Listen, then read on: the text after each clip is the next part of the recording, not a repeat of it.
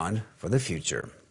The next governor of the great state of South Dakota, Kristi Noem. 2019 marked a big shift for Governor Kristi Noem. After many years going back and forth to Washington, D.C. as a congressional representative, Noem was starting a new job. You know, South Dakota is my home.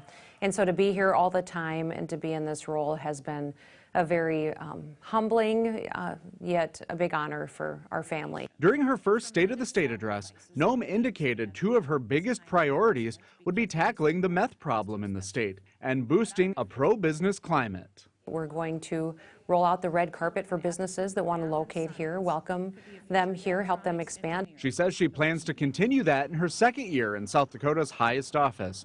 In her 2020 State of the State, she says she wants to eliminate red tape. She says there are several bills in the legislature that'll do that. She says that includes legislation to get rid of certain education requirements that aren't necessary if a business owner has any type of degree, streamlining certain careers, and eliminating certain licenses that aren't necessary to public safety.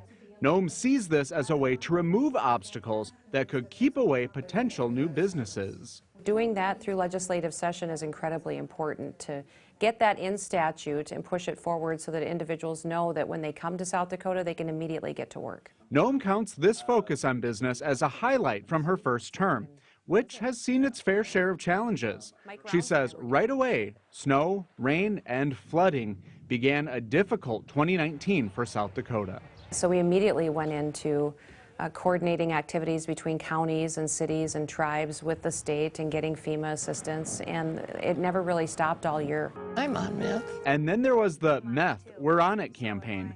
Noem says it's meant to be provocative, but it drew national criticism from people who said it mocked addiction.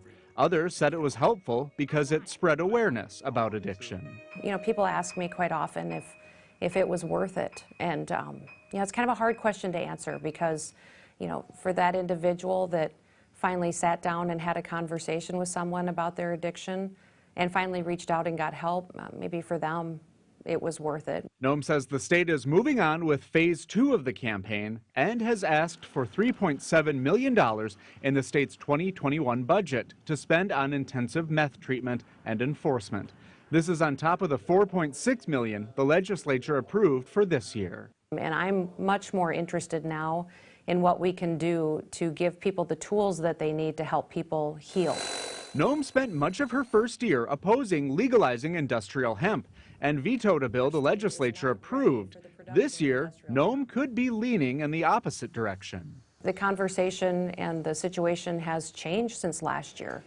I think most people remember that I said we weren't ready for a program last year. And since that time, things have changed. We do have federal guidelines now. We do have a Native American tribe that has been given the green light to go ahead with a program. And we also have other states around us that have legalized hemp. As she begins her second year, Noem doesn't know what it'll bring. She says she hopes to bring new industries, new careers, and keep more people in the state. That's really my vision for South Dakota, is that every single person who wants to be here can find their dream job and career and stay right here in South Dakota. Congratulations, Governor Noem. With Eye on KELOLAND, I'm Brady Manning. We also asked Governor Noem about past trips to Washington, D.C. to meet with President Donald Trump.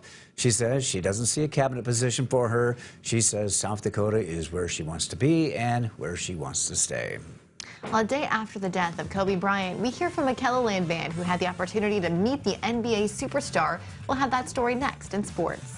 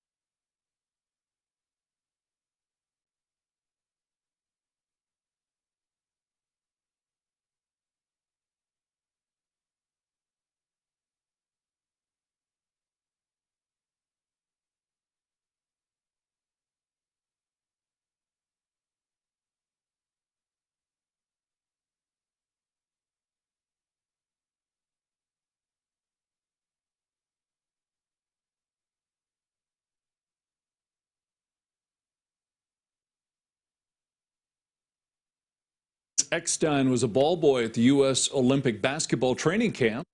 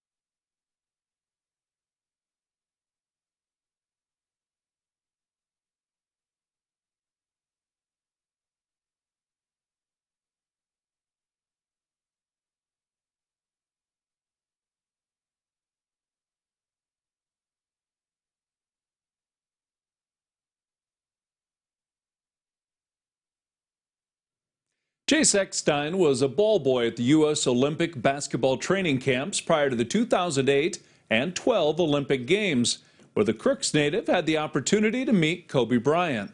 Eckstein says he didn't interact with Bryant often, but the Lakers legend would joke around with the ball boys during shoot-arounds. A day after Kobe's death, Eckstein offered his thoughts on Bryant the player and what could have been. One of the greatest competitors of all time. I mean, it's unmatched. I mean, what he did and throughout his career, what he did and what he was doing after basketball. I think he was going to do more now for the game of basketball than he did when he was playing, because what he's doing for women's basketball through his daughter, who passed away. Timberwolves head coach Ryan Saunders shared his thoughts on Kobe's legacy prior to tonight's game. He was the standard of, work, the standard of competitiveness, and, just the example, him on the court when no matter what he endured, he was always going to find a way to push through. Saunders and company pressed on against Sacramento.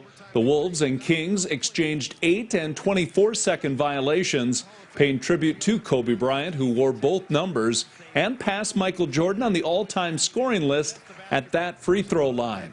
Opening quarter, Minnesota adds to a 4-point advantage. Shabazz Napier pumps, steps left, and shreds a net 3 of his 10 points, 17-10 Wolves. Ahead to the final minute of the quarter, Gorgui Dieng heads off to Andrew Wiggins, who lets fly and hammers home a triple. He had a team-high 36 points, but the Wolves let a 14-point lead slip away in the final 2 minutes and lose in overtime, 133-129. The Corsica Stickney girls basketball team attempted to stay perfect at Freeman. We'll have the highlights next.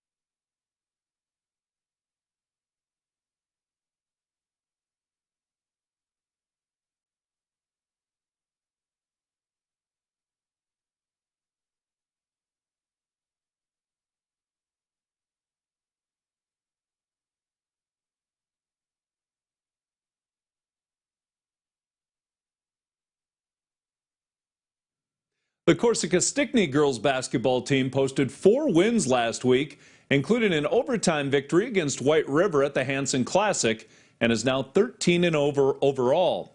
Tonight, the top-ranked Jaguars look to continue their winning ways at Freeman. Opening quarter off the inbounds pass, Rachel Gerlach lets fly and gets the shooters roll and then some. The 3-ball finally drops. Jaguars lead 13-7. Second quarter, the home team trails by 2, but swings the ball around the perimeter to Emily Miller, who splashes through a triple. The Flyers take a 16-15 lead. Late in the quarter, Corsica Stickney freshman Avery Broughton's shot won't go, but the rebound comes back out. She then attacks the rim and scores 2 of her 21 points. She's now 6 shy of 1,000 for her career. Jaguars remain unbeaten, 56-47 against Freeman. The Yankton boys remain #1 in the Class AA portion of the South Dakota Prep Media basketball poll. O'Gorman earned 6 first-place votes and stands second, followed by Brandon Valley, Roosevelt, and Huron. St. Thomas More, the unanimous #1 in Class A. Sioux Valley, Lennox, Sioux Falls Christian, and Dakota Valley round out the top 5. DeSmit, the new #1 in Class B, following Saturday's 11-point win against former #1 Viborg Hurley. The Cougars stand second, followed by White River, Aberdeen Christian, and Canastota. The O'Gorman girls, the unanimous #1 in Class AA, following their win against Stevens. Harrisburg jumps to second, while the Raiders slip to third. Lincoln and Roosevelt stand 4-5, respectively. Winner remains #1 in Class A, following last week's win against previously undefeated Lennox. St. Thomas More trades spots with the Orioles, while Crow Creek and Aberdeen Roncalli round out the top 5. Corsica Stickney, the unanimous #1 in Class B, followed by Ethan, Castlewood, and DeSmit, while Faulkton area and Langford area are tied for 5th. Complete poll available on the sports page at KELLERLAND.com. That is a look at sports. All right, thank you, Travis. Meteorologist Scott Munt is looking for our next cold outbreak. He joins us now with an update. Sunday was a full day of melting with temperatures in the 30s and 40s.